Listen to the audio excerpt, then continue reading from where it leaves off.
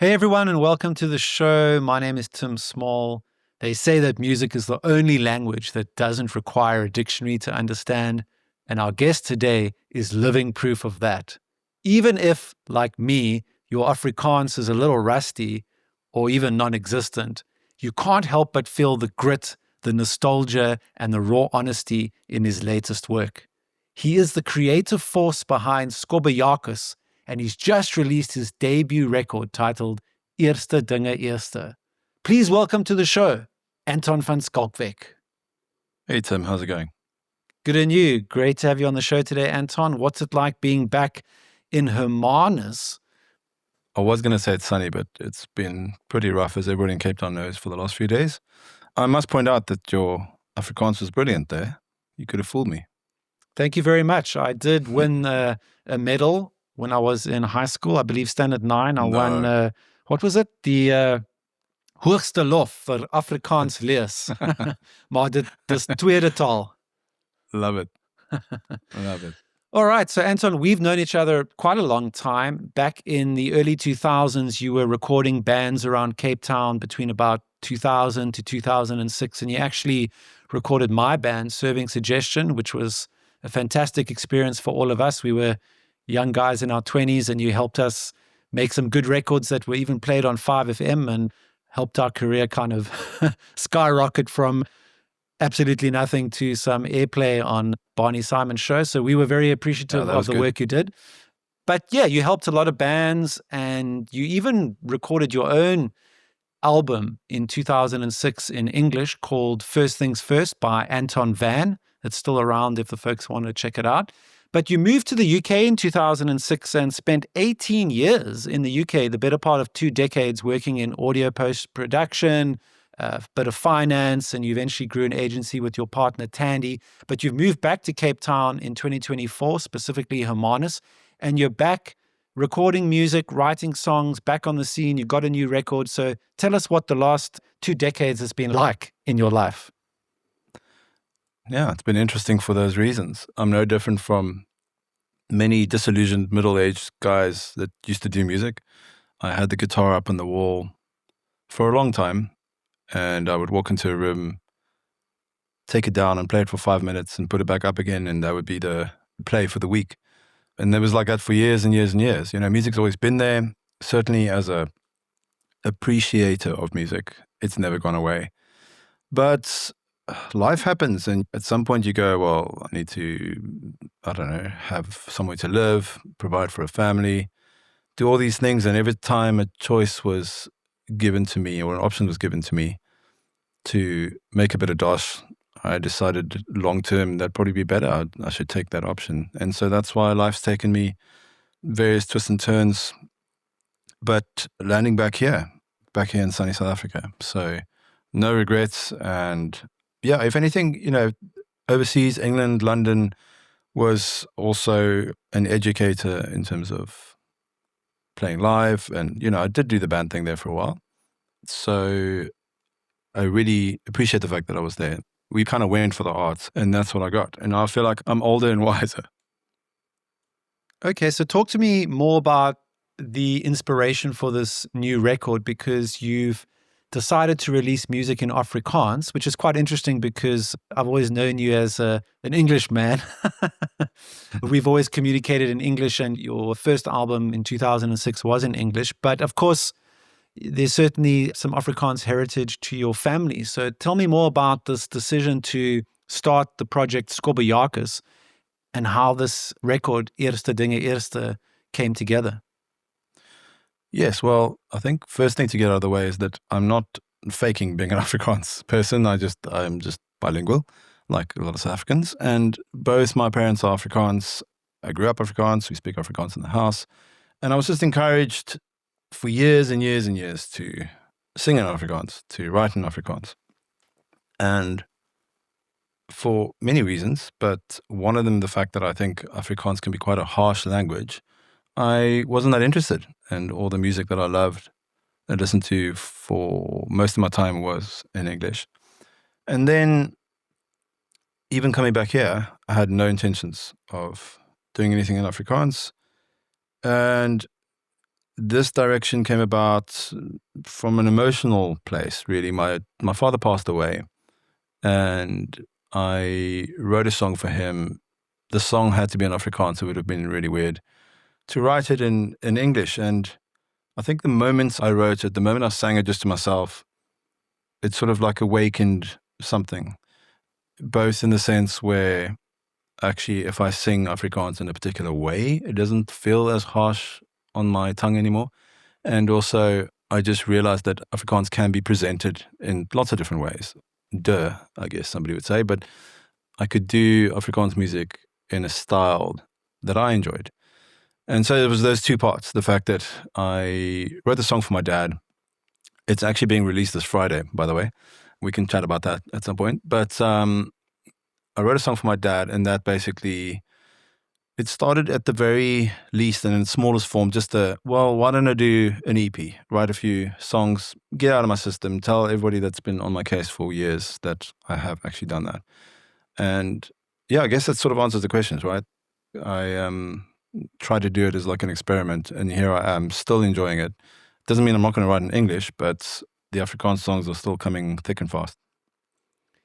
Yeah, sorry to hear about your father, but I do remember him well from the times when we used to visit your studio in Cape Town. So my condolences there. The song that is coming out on Friday, I believe it's called Pilaar. That's not on the EP, but it will be available online, right? No, and what's interesting about it is that I wrote it, put it on the back burner, and then at my children's school farewell, one of the school leavers sang a sort of a goodbye song, like a tribute.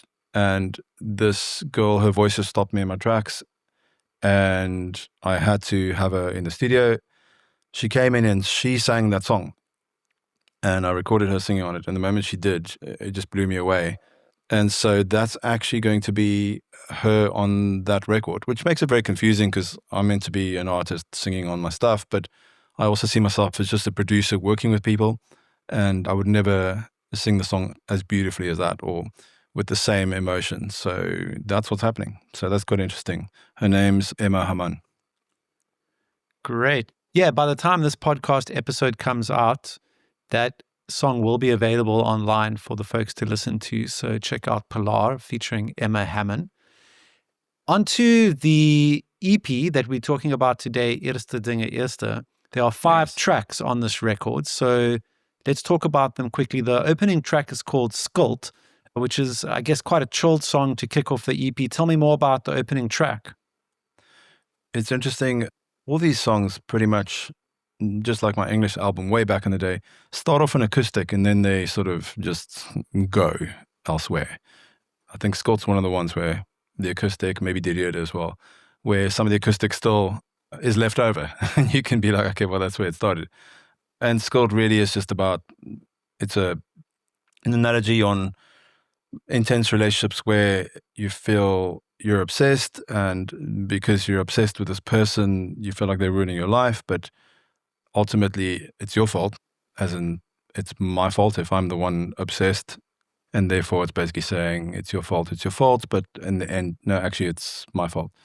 Very simplistic way of describing it, but pretty much just that feeling of like you feel like you can't eat, you can't sleep, you can't do anything because you're just all consumed by this person. But yeah, that's what Skuld's about. Great. Yeah. I guess a lot of the tracks on this record are very much focused on relationships. I used Google Translate to view the lyrics in English, and I even pressed play on the speaker button where the woman reads it back to me. So that was quite entertaining. I wish I'd heard that. I could play it for you after the interview. But yeah, the second track is called The Oomblik, and this is a really nice upbeat song, perhaps my favorite track on the record because it has a really cool melody, a fantastic groove, and a very cool chord progression. And the sound I'm hearing in this track is definitely reminiscent of the Anton van Schalkwyk sound I remember from back in the day. So it kind of evokes that nostalgia that I referenced in the introduction. So tell me more about this one, Die Oomblik. Well, the thing about Die Oomblik, lyrically, I have a son who's now 16, and sometimes the situations he describes to me in terms of maybe like a girl he's sitting next to and that he might have a crush on and being too scared to make a move, or just is this the moment to make that move? That song really is just about that. And it's something we all relate to or potentially can remember. That's what that's about. In terms of the sound, you and I think we love our 90s rock. And as much as I try and be modern, I mean, I've actually got some songs in the works that don't have a guitar in sight. And if you look at my remixes, they're all just basically EDM music. What moves me still the most would be guitars. And the Oomblik is probably like a nod to that and Madeliefie, I'd say. Cool. Yeah, I'd love to hear more about how you actually recorded the album, because I imagine you did it yourself at your home studio in Hamman. So perhaps you can tell me a little bit more about how you put this record together. Yeah, so it's probably easier to pick a particular song because they all have a different journey. Something like the Oomblik was just written on an acoustic, and then my setup is very basic here. I pretty much go direct in with all my guitars. I play the drums on a digital kit or program it in, depending on where it is on the track. The Oomblik, I'd have to actually think, those guitars are running into some neural DSP plugins. And honestly, back in the day, it was literally like amps or nothing. You know, crank those valve amps to 11, and that's how you got your sound. And it's come such a long way, and really is so much easier for someone like myself to be able to run that straight through and then tweak forever on the sound that I want for the particular track. Yeah, easy as pie these days. Nice. And let's talk about the third track on the record, which is called Saam. And I'd say this is more of a kind of medium to upbeat song where it seems like you're talking about the past. So this one's got an interesting story to it, I would imagine, right? Well, Saam is a song you can only write if you've been with someone for a long time. And this is very much in homage to all partners, being married or not married, that have gone through life together, the ups and downs. It's sort of like tongue in cheek a little bit too, where the verses talk about everything we would have gone through together. And then maybe the chorus is, okay, now we're having a slight argument, but let's remember where it all started. And let's remember that I'm writing this song about you. So it's got a bit of nostalgia to it. And it is, yeah, sort of like a love letter to love. And all these tracks have got that underpinning it. I'm working on a track right now that's maybe a bit more political, but also careful not to be too political, but saying something else. But relationships and love and unrequited love is what moves us. That's why maybe 90% of the world's songs are about that. Great. Well, it's good to hear that you are writing more material and that there's going to be more songs coming out from Skobbejakus. Maybe this is a good time in the interview just to find out a little bit more about the name. Why the name? What does it mean? Tell me more. Well, Skobbejakus is, I don't know, it's got an Afrikaans ring to it. It loosely hints at a rascal, and I guess there's a rascal in all of us. And I liked the idea that I could be writing or singing some really serious things, but also with some tongue-in-cheek parts. And then there'd be maybe a bit of a contrast to the name and what you'd expect to find once you listen to somebody called Skobbejakus. From an Afrikaans point of view, I think for most English people, unless they understand what a Skobbejaak is, it would mean nothing. The other thing is that it was a nickname at school. So it was just, that's what I was going to do. Yeah, I mean, considering the meaning behind the name, you would sort of expect that your music would be perhaps a little bit more on the risque side, right? Like a rapscallion rap or something, like that Afrikaans artist Snotkop. Yeah, exactly. And I like the fact that maybe once you dig in, you realize, actually, no, it's not that. Madeliefie is a bit naughty. In fact, Madeliefie was a lot naughtier when I wrote it. That one's funny because I wrote it as one of my few Afrikaans songs, experimenting way back when I was 17, 18. And it was just a silly thing I used to sing around the campfire. And now, almost 30 years later, I've now recorded it, which is mind-blowing to me. But talk about risque. Those lyrics were a lot more risky. to be putting out there, and I've toned them down a bit, but it's still a bit naughty and tongue-in-cheek, which I like. Wow, I didn't realize that you wrote that song such a long time ago. That's super interesting to me because I know, it stayed alive. It didn't die. yeah, because when you listen to Madeliefie, which is the 5th track on the EP, it starts out with these electronic elements, and you're thinking, Yeah. this is a very different track to the rest of them. And then it becomes more rock driven, more kind of aggressive later on in the song. So it's a super interesting track. As you go along, you realize that you've got the top line melody that's sitting there. That's the catchy part in the lyrics, and you can do anything underneath. It's why I'm having so much fun with remixes. On my SoundCloud, you'll see things that I can't really release anywhere else because I don't actually have the rights. But over there, you'll see me taking melodies of songs done by other Afrikaans artists at the moment, and then just rearranging music underneath it completely. I suppose it's like when you do covers and you just do your own spin on it. But I like to really invest the time to do something completely different. And I think it's also good practice for recording my own stuff, is that I try all these techniques and I try all these different things that I wouldn't normally try and do in the traditional sort of guitar rock sense. Nice. All right. And then the final track that we need to mention is a track called Rede, which is a very chilled one, a nice love song there. It's the 4th track on the EP. Tell me more about that one. Rede was just, is exactly that. Just a soppy, you're the reason for this and you're the reason for that. Basically, if you're with, like I've been with my lady for a long time, you spend a lot of time apologizing and saying things like, you make me want to be a better man. I think Jack Nicholson said that. And that's true. That's true. And I think people that challenge you and people that inspire you make you want to be better. And this is basically saying, you're the reason I want to be a better person. So yeah, very soppy, but it's got its place.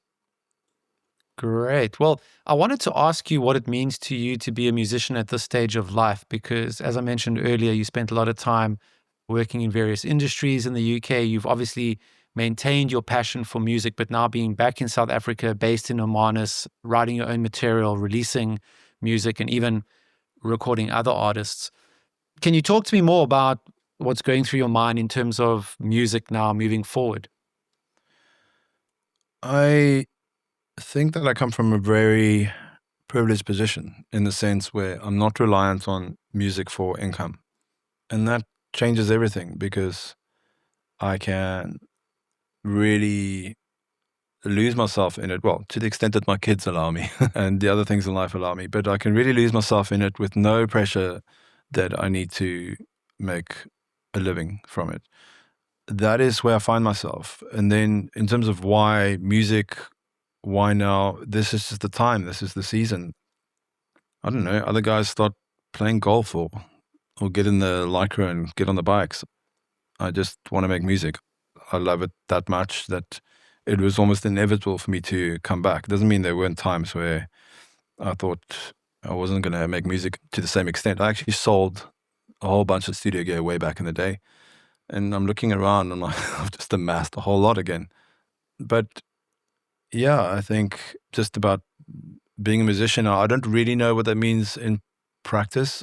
I'm at the stage where I'm sitting in my studio making a lot of music and having so much fun doing it. But music's different now, or being an artist is different now. It's also fragmented that you could conceivably make amazing music that you love that no one ever hears because there's just so much. I think, what are the stats now? Something like 90 to 100,000 songs are being added to Spotify each day. That's insane. And so you really, and I really have had to ask the question, like, why am I doing it? How much do I love it that it's worth doing? I'm literally like the guy who just paints at home, not trying to sell his art. Luckily, or also just coincidentally, you can just stick things online and people can discover it. So there's that side of it too. In terms of being an artist these days, I think it's a lot harder for the guys who have stars in their eyes at age 19, 20, in their 20s, that feel like they have the whole world ahead of them, but have the pressure, potential pressure of trying to make that happen. Things are so different now. Interesting. Yeah. Well, is the plan to continue writing songs under this name and release singles, maybe another EP? I know it's early on in the project, but is that the kind of general idea? Yeah, I think when I first started, like I mentioned, I just wanted to do a few songs, get it out there and say that I've done it. But I find myself carrying on. Ideas are coming thick and fast, and they didn't always come in Afrikaans or English. But I think what inevitably happens is sometimes feels like an idea in English is close to something that I've heard. But I know for a fact that I've never heard something like that in Afrikaans yet. And therefore, I feel like it's got something new to offer to people that listen to Afrikaans music. So the motivation to do this, and also the fact that I don't mind singing it so much anymore. I know this sounds ridiculous, but I really didn't like singing in Afrikaans. All the kus and the gus and the rs, like they really, I don't know, it wasn't very musical to me. But now the fact that I kind of found a way around it or through it means that I can just carry on. And I'm not one to sort of really commit strongly to anything other than, let's say I decide to do an EP, I'm like, okay, cool, I'll finish this EP. I do commit to that and finish it. But in terms of what happens after that, I might switch back to English. Don't know. I'm just enjoying Afrikaans at the moment. It's tied in with a lot of other emotional stuff like culture coming back to South Africa. Singing in Afrikaans just brings back feelings of homecoming, belonging, all that kind of stuff, identity. So yeah, it's complicated, but I'm enjoying the complication. Yeah, well, it sounds like the creative juices are certainly flowing there in Hamman. I can't wait to come and visit and see what you're getting up to. And I imagine over time, you're just going to start writing and recording more and more as you put down your roots in Cape Town. Yeah, I mean, I said Cape Town, but really Hermanus is 2 hours from Cape Town, but a beautiful place to visit for those of you that haven't been there.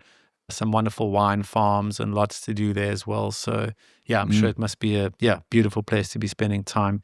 And yeah, it's been great speaking with you today, Anton. I'm super excited to hear that you're making music again. And I know there's going to be a lot of folks out there that are equally impressed to hear that you're back on the scene.